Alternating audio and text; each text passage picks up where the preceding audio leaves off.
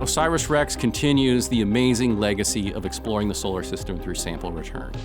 We started out with the Apollo missions, where we had astronauts on the surface of the moon, collecting a wide range of materials, which provided unprecedented insights into the formation of our closest neighbor in space.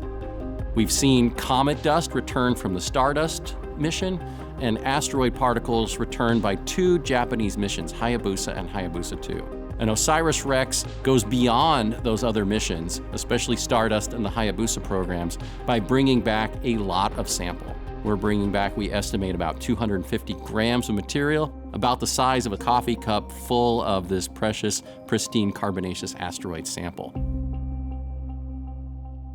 The OSIRIS-REx spacecraft is currently on its way back to Earth right now. On September 24th, 2023, it will release the sample return capsule, and that will land in the Utah desert.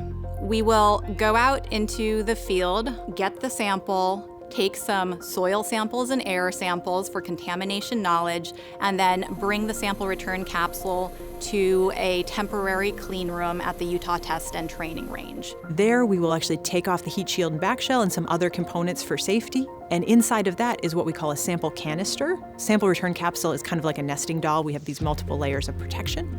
And then that sample canister will have a nitrogen flow put on it, what we call a nitrogen purge. And with that nitrogen purge to protect the sample, to keep any incursion of terrestrial atmosphere coming into that canister, it will be flown from Utah here to Houston, Texas.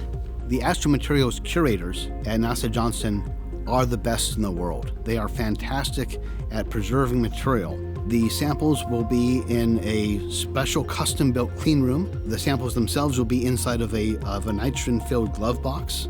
And then instead of that, they'll be stored in separate containers for allocation. The first samples will come out for the science team to describe what we've seen and produce a catalog within 6 months, so that researchers around the world can write their own proposals to request sample. Oh, I am going to be so excited to see that sample and see how much we actually brought back from Asteroid Bennu. It's been a really exciting journey from launch back to sample return. That's a 7-year journey, 7-year process. And at that time, I will have been on the mission for about 7 years. And so it's going to be a wonderful culmination to this adventure of OSIRIS-REx.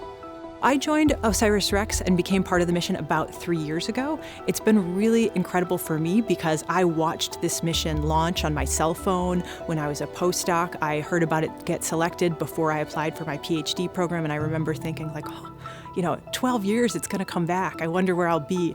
And it's so amazing to be here and be part of it. Playing what feels like to me a very important role in it is really incredible. I've been waiting since 2004 for an asteroid sample return mission.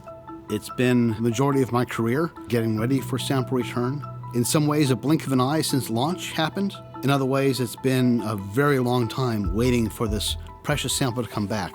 It's going to be an emotional, joyous, gut-wrenching event all at the same time. I can't wait.